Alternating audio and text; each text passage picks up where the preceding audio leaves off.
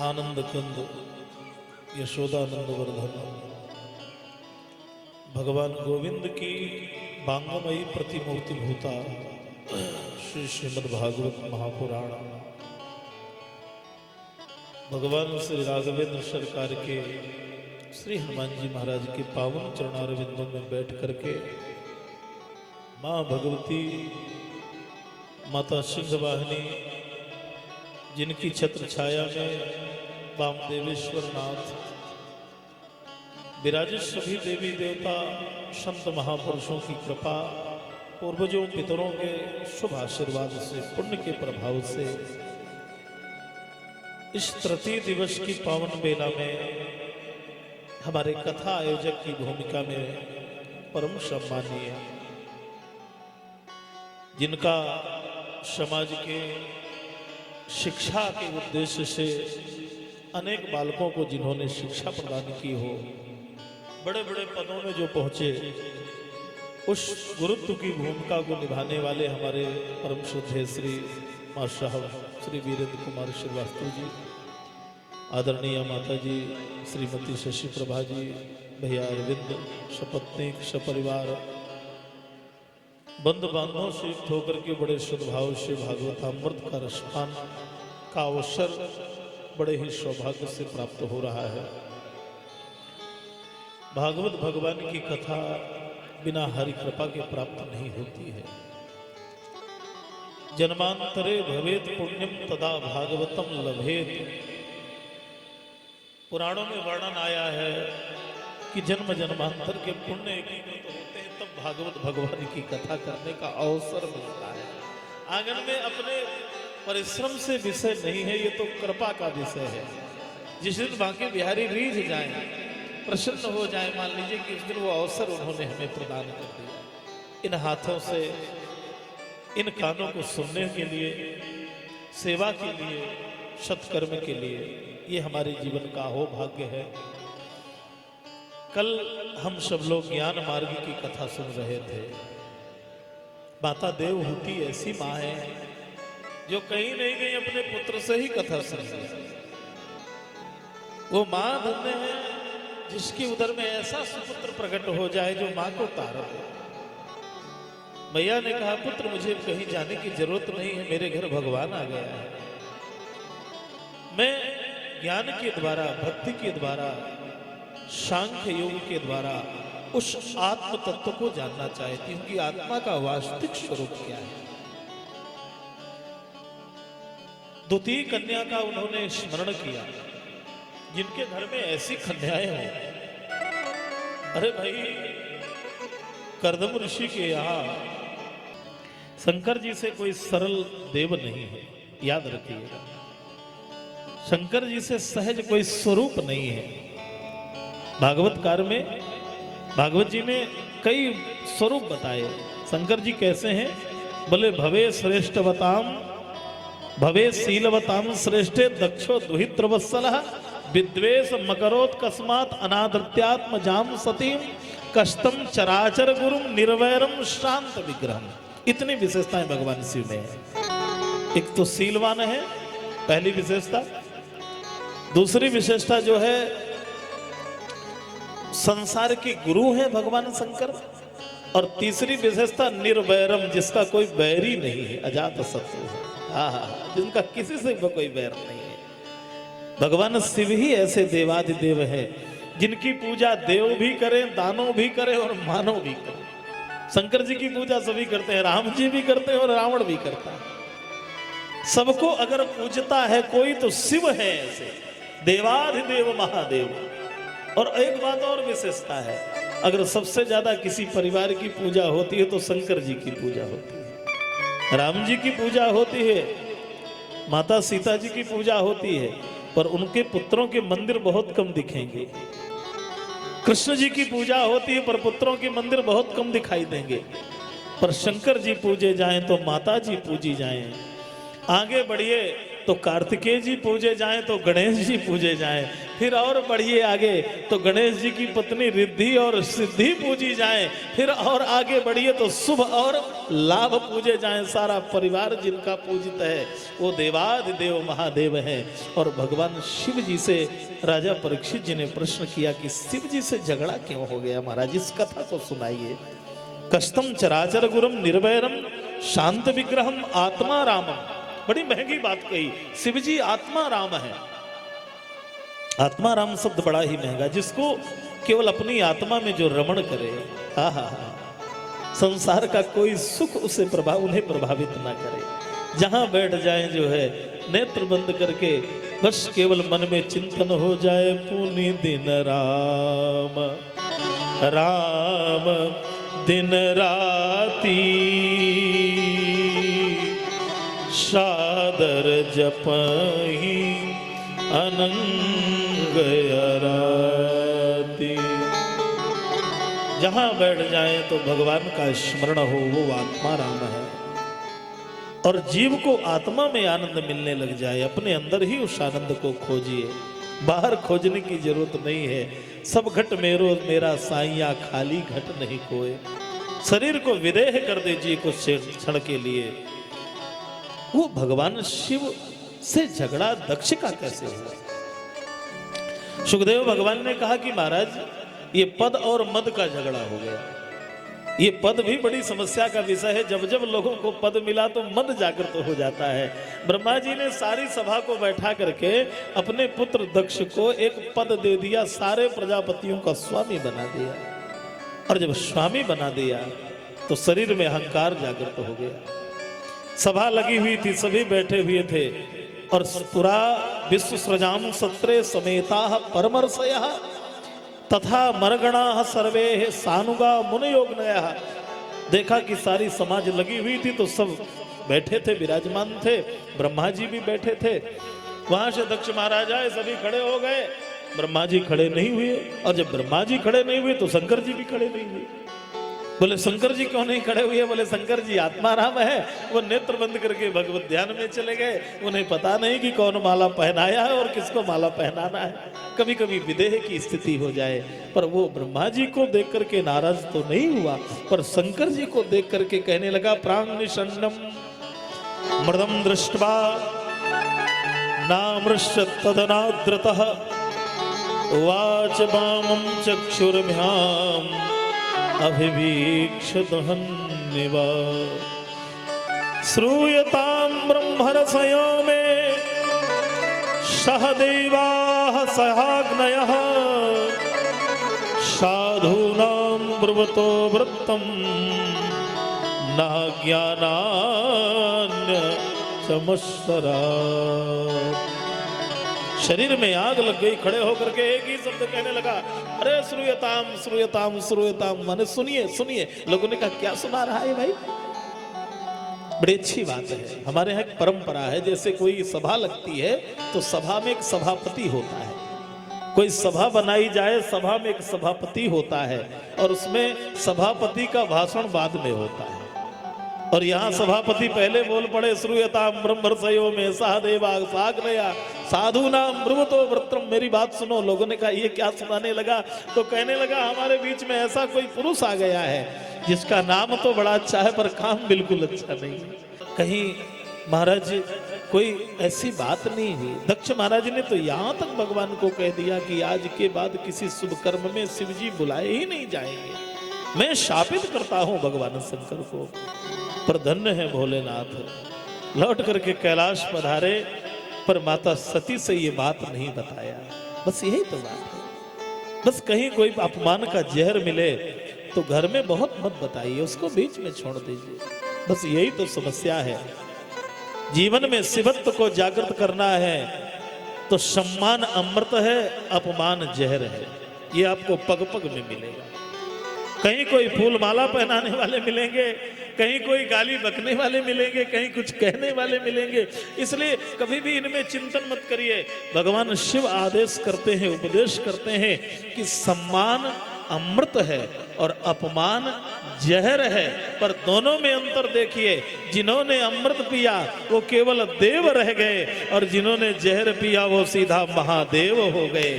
बस जीवन में महादेव बनने की कोशिश करिए, इस अहंकार को दूर छोड़ दीजिए, बुराई को घर लेके मत आइए, कहीं घर वाले दुखी हो जाएंगे। घर में उस बात को मत बताइए कि मुझे इतने लोगों ने ऐसे शब्द कहे। सदा विद्विषतो एवं कालो वै द्रियमाणयो जामातु सुसुर स्वामी सुमहान अति चक्र में। भगवान सुखदेव जी कहते हैं राजा परीक्षित बड़ा समय बीत गया, अब कोई यज्ञ करने को तैयार नहीं, क्योंकि शंकर जी को साप दे दिया दक्ष ने। अब यज्ञ करें तो शंकर जी को बुलाएंगे, और शंकर जी को बुलाएंगे तो दक्ष का शाप लगा है, तो क्या करें। तो किसी ने धर्म कार्य नहीं किया, तो दक्ष ने कहा कोई बात नहीं है, इसकी शुरुआत मैं ही करता हूं। गंगा जी के किनारे कनखल में एक दिव्य यज्ञ का आयोजन किया, और यज्ञ के आयोजन में सबको निमंत्रण कार्ड भेजे गए, सबको निमंत्रण दिया गया, पर केवल भगवान शिव नहीं बुलाए गए। ऐसा संसार का पहला यज्ञ है जो शिव जी नहीं गए तो ब्रह्मा जी भी नहीं गए, और ब्रह्मा जी नहीं गए तो भगवान विष्णु भी नहीं गए। उस ऐसा यज्ञ है जिसमें 33 कोट देवी देवता विराजमान होते हैं। यज्ञ में कोई ऐसा देवता नहीं है जो ना हो। यज्ञ ऐसा मंदिर है जहां संसार के सभी देवता विद्यमान होते हैं। यक्ष किन्नर गंधर्व सभी का आवाहन यज्ञ में होता है। पर आज पहला यज्ञ है जिसमें ब्रह्मा जी भी नहीं है, विष्णु भगवान भी नहीं और शिव जी नहीं है। वो यज्ञ यज्ञ कैसा हो सकता है? उसे हम यज्ञ नहीं कह सकते जिसमें विष्णु भगवान ना हो, भोलेनाथ ना हो। वहां तो अहंकार का स्वरूप दक्ष यज्ञ कर रहा है और सबको निमंत्रण दिखा दिया, पर माता अपनी पुत्री सती को ही न्योता नहीं दिया, निमंत्रण नहीं दिया। कन्या का जीवन बड़ा मार्मिक होता है मेरे भाई। कन्या जो है पिता के घर में जन्म लेती है और पिता के प्रति समर्पित होती है। पिता के घर में उत्सव हो और अगर कन्या ना बुलाई जाए, और एक और बात कहूं, माँ कितना भी सुंदर उत्सव मनाए पर घर में बेटियां ना दिखें तो माँ का आंगन अधूरा दिखाई देता है। अरे बेटी ही तो आंगन की शोभा होती है, और मायका भी माँ तक माना जाता है। जब तक माँ होती है तो मायके का आनंद ही कुछ दूसरा होता है। आज सारी कन्याएं बुलाई गईं पर कहीं भी माँ भगवती सती को बुलाया नहीं गया। भगवान सुखदेव जी कहते हैं दृष्ट्वा सुनलयाभ्यासे लोलाक्षीर मृष्ट कुंडला। सुंदर सज सज करके सुर सुंदरियां दिव्य विमान में बैठ करके चली जा रही हैं। सुर सुंदरी करही कलगाना, सुर सुंदरी करही कलगाना। गोस्वामी तुलसीदास जी महाराज ने श्रीमद् भागवत की कथा का रूपांतरण किया। एक एक शब्द जो है उन्होंने लिखा।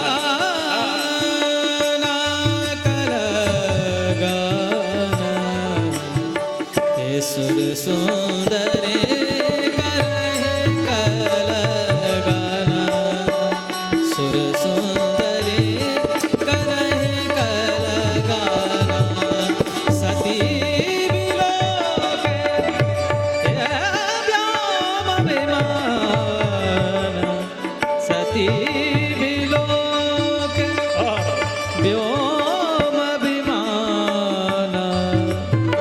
पम बग मग गम बनि ज बनि जनि दब मग गम गनि ज गम बनि ज जनि दब मग दब मग गम गम गम कर स। सुर सुंदरी करहि कलगाना, सुर सुंदरी करहि कलगाना, करहि कलगाना, करहि कलगाना। भागवतकार कहते हैं दृष्टवा सुनलयाभ्यासे लोलाक्षिर मृष्ट कुंडला। सुंदर सज करके सुर सुंदरियां विमान में बैठ करके बड़े आनंद के साथ में आज जैसे ही यज्ञ की ओर चल रही हैं, माता सती ने देखा, अरे बहन कहाँ जा रही हो? तो कहने लगी आपको मालूम नहीं है, अरे आपके पिताजी ने बहुत बड़ा यज्ञ किया है। तो कहने लगी मेरे पिताजी ने यज्ञ किया और मुझे ही मालूम नहीं है? सारी दुनिया जा रही है, सारे देवता जा रहे हैं और मुझे ही मालूम नहीं है। तो मन में सोचने लगी, कन्या का भाव बड़ा ही मार्मिक होता है, बड़ा वात्सल्य ममत्वमय होता है। बहुत भावन भोलेनाथ जी के निकट जाके माता सती ने सोचा शायद ये बात शंकर जी को मालूम हो, तो भगवान शंकर जी से निवेदन करने लगी। निकट जाकर के चरण पकड़े और कहने लगे, महाराज मैं कुछ सुन के आई हूँ। क्या सुन के आई हैं? तो सती जी की भाषा बड़ी अच्छी है। किसी से बोलना है ना तो कैसे बोलना चाहिए, किस भाषा में बोलना चाहिए, कैसे निवेदन करना चाहिए। किसी को आवेदन देना होना तो आवेदन इतना अच्छा होना चाहिए कि देखने वाला प्रभावित हो जाए। लेखनी अच्छी हो, वाणी अच्छी हो, विचार अच्छे हो। एक विचार प्रभावित करता है, वाणी प्रभावित करती है। एक शब्द ही तो है जो शब्द ऐसा है जो एक शब्द ही किसी को सुना दिया जाए तो उससे वो आनंदित हो जाता है। माता सती का भाव देखिए। माता सती क्या कह रही है? ये भी कह सकती थी कि मेरे पिताजी ने यज्ञ किया है, ये तो कह सकती थी कि मेरे पिताजी ने यज्ञ किया, पर भागवत जी में ऐसा नहीं लिखा। भगवान सुखदेव जी कहते हैं, राजा परीक्षित सती कह रही हैं, प्रजापतेस्ते ससुरस्य सांप्रतम निर्यापितो यज्ञ महोत्सव किला वयम च तत्र विसराम वामते यद्यर्थितामी विबुधा व्रजन्ते। इसका भाव पक्ष ये है कि सती महारानी कह रही हैं कि महाराज कुछ सुना है? बोले नहीं। बोले आपके ससुर जी ने यज्ञ किया है। अगर मैं कहूंगी कि मेरे पिताजी ने यज्ञ किया है तो ममत्व मेरी ओर जाएगा, और कहूंगी आपके ससुर जी ने यज्ञ किया है तो ममत्व उधर चला जाएगा। बस यही जीवन का आनंद है। इस ममत्व को बांटने का प्रयास करिए, इस ममत्व को सीमित मत करिए। कल लोग कहते थे, महात्मा द्वार में आते थे तो कहते थे घर किसका है? बोले सरकार आपका ही है, ये बालक बच्चे सब कुछ आपका ही है। यही तो कहते थे, ये मेरा कुछ नहीं है, सब कुछ आपका है। कभी कभी ये भाव मन में अगर जागृत हो जाए तो ये ममत्व तो हमारा बढ़ जाता है। बंधु, आज माता सती ने कहा, प्रजापतेस्ते ससुरस्य सांप्रतम। महाराज आपके ससुर जी ने बड़ा दिव्य यज्ञ किया है। तो शंकर जी ने कहा, बड़ी सुंदर बात है। बोले ऐसे थोड़ी बनेगा, तो क्या करें? बोले भयम च तत्रा विश्राम वामते यद्यर्थितामी विबुधा व्रजन्ति यद्यर्थितामी विबुधा व्रजन्ति। महाराज जिस यज्ञ में सभी देवता जा रहे हो उसमें हमें भी तो चलना चाहिए। अब शंकर जी ने सोचा, लगता है पूरी कथा सुनानी पड़ेगी। अभी तक तो नहीं सुनाया, उसको छुपा के रखा, कभी बताया ही नहीं उस बात को। पर नहीं, आज तो बताना पड़ेगा। तो सारी बात बताया, देवी आपके पिताजी हमसे नाराज हैं। एक सभा में सम्मान मुझे भान नहीं हुआ, मैं खड़ा नहीं हुआ, उससे वो नाराज हो गए, इसलिए हमें निमंत्रण नहीं मिला। इसलिए बिना निमंत्रण के जाना तो ठीक नहीं है। माता जी ने कहा, वो तो ठीक है, पर मैंने भी तो शास्त्र पढ़े हैं कि कुछ जगह पर बिना बुलाए भी तो जाया जा सकता है। कहा?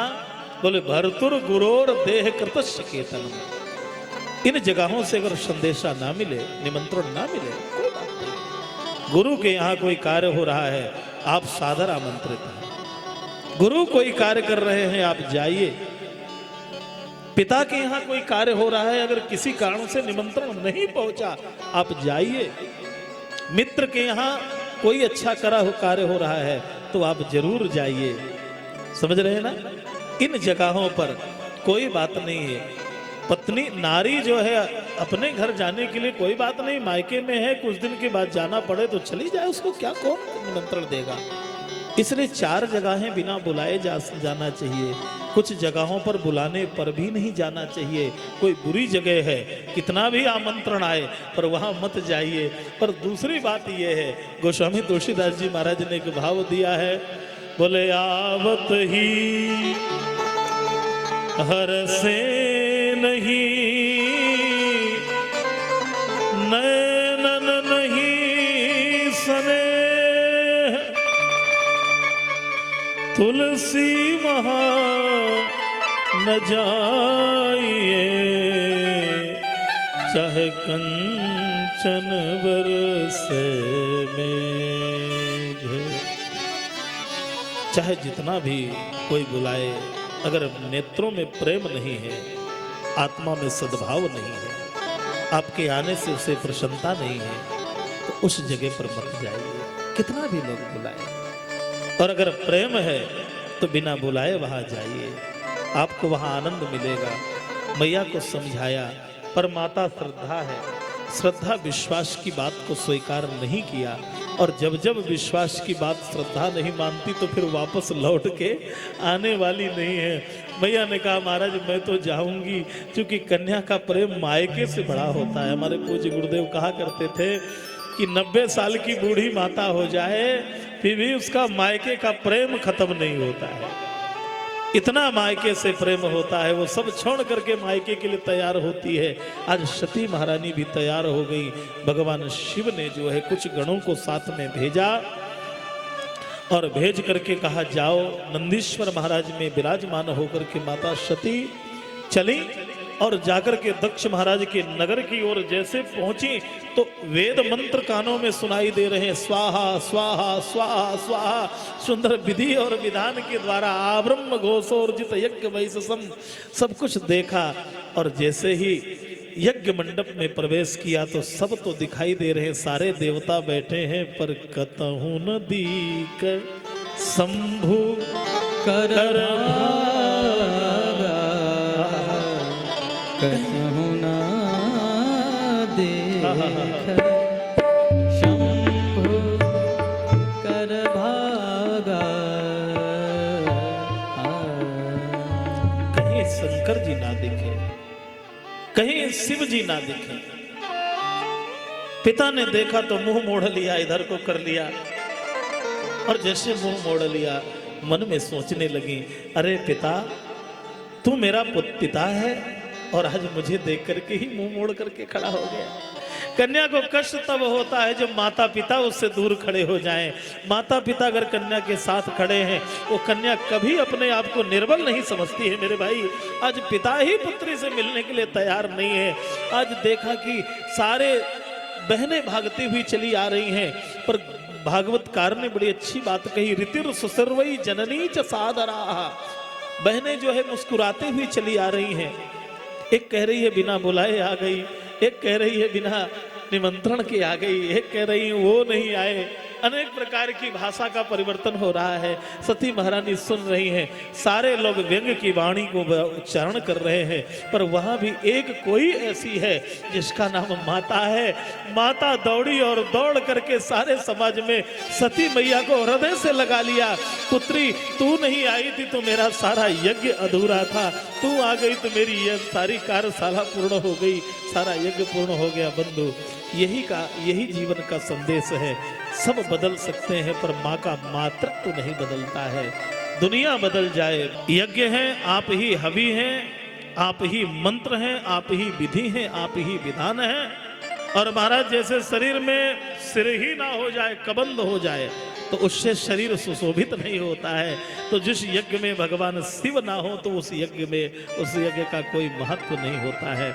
भगवान शिव की सभी देवताओं ने अलग अलग श्लोकों में स्तुति को गाया। भगवान स्तुति से प्रसन्न हो गए। स्तोत्रम कस्य न तुष्टये, स्तुति किसे प्रसन्न नहीं करती, इसलिए स्तुति का बड़ा महत्व है। मंदिर में जाइए तो चाहे एक श्लोक आए तो उसको गाइए, एक चौपाई बने तो उसको गाइए, पर गाइए जरूर।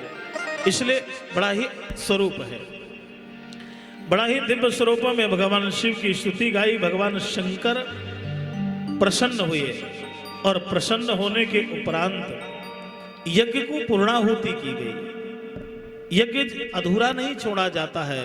शास्त्र में आया है कि यज्ञ से बड़ा मित्र कोई नहीं और यज्ञ से बड़ा शत्रु कोई नहीं है, इसलिए उसे अधूरा नहीं छोड़ा जा सकता है। जैसे ही पूर्णाहुति की गई, अब पूर्णाहुति में महाराज दक्ष को भी जागृत करना है तो बकरे का सिर लगाया गया, बल बड़ बड़ करके बोलना शुरू कर दिया। सारे देवताओं को भगवान ने उनकी व्यवस्था बनाई।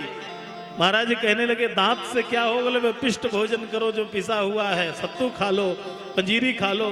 जिससे ये होना चाहिए। दाढ़ी मूछ का क्या होगा? बोले बकरे की दाढ़ी मूछ लग जाएगी। अनेक व्यवस्थाएं बनाई गई और जैसे ही पूर्णाहुति की गई तो साक्षात भगवान नारायण प्रकट हो गए। बोलिए नारायण भगवान की, गोविंद भगवान की। श्री कृष्ण गोविंद हरे मुरारे, श्री कृष्ण गोविंद हरे मुरारे। हे नाथ नारायण वासुदेव, हे नाथ नारायण वासुदेव। श्री कृष्ण गोविंद हरे मुरारे, श्री कृष्ण सभी गाइए, गोविंद ध्यान से गाइए। हरे मुरारे। हे नाथ नारायण वासुदेव। श्री कृष्ण गोविंद हरे मुरारे। श्री कृष्ण गोविंद हरे मुरारे। हे नारायण वासुदेव। हे नाथ नारायण वासुदेव। आनंद से गाइए, मस्ती से गाइए, भक्ति से गाइए।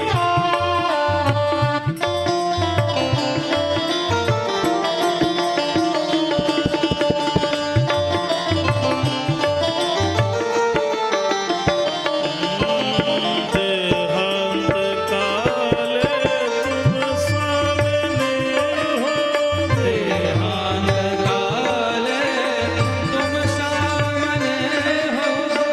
मुरली बजाते मन को रिझाते। मुरली बजाए मन को रिझाते। गीत गाते निज देह त्यागी। गीत गाते निज देह त्यागी। हे नाथ नारायण वासुदेव। हे नाथ नारायण वासुदेव। हे नाथ नारायण वासुदेव।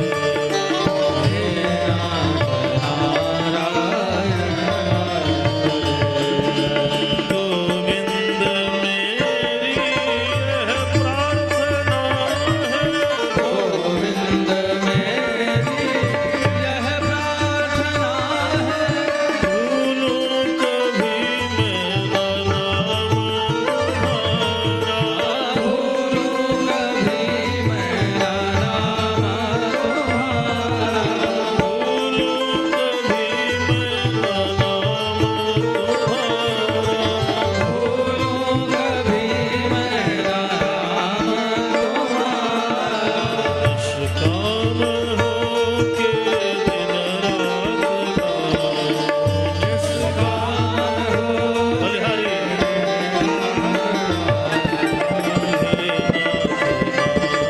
नाथ नारायण वासुदेव। हे नाथ नारायण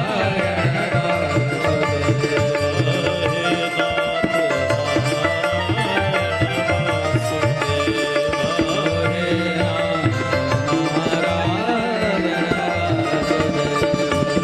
हे नाथ हे नाथ नारायण वासुदेव। हे नाथ नारायण वासुदेव। नारायण भगवान की जय जय श्री राधे। सुंदर बड़ा ही दिव्य स्वरूप है, ये बन जाए। भगवान शिव बड़े ही कृपालु हैं, बड़े ही दयालु हैं। जैसे ही भगवान विष्णु की पूर्णाहुति की गई, भगवान विष्णु प्रकट हुए। भगवान विष्णु ने कहा मुझ में, शिव जी में और ब्रह्मा जी में अभेद है। भक्ति तब तक सफल नहीं है, त्रयाणाम एक भावानाम यो न पश्यति वै भिदाम। जब तक वेद की भक्ति है तब तक भक्ति संपन्न नहीं है। राम जी के सामने जाएं तो अन्य आराध्य की निंदा करने का हमें अधिकार नहीं है। समझ रहे हैं? जैसे बिजली है, पावर है, फ्रिज में लगा दिया जाए तो ठंडा काम, हीटर में लगा दिया जाए तो गर्म काम। पावर तो पावर है भाई, इसलिए देवता में कोई कमी नहीं होती है। इसलिए कभी किसी देव का देवापराध नहीं होना चाहिए। बात समझ में आई? किसी देवता की निंदा नहीं होनी चाहिए। हर आराध्य में अपना आराध्य दिखाई दे। राम जी में भी हमारे कृष्ण जी दिखाई दें, राम जी में भी हमारे शिव जी दिखाई दें, राम जी में ही हमारी माता जी दिखाई दें। ये अनन्य भाव है। पर किसी देवता का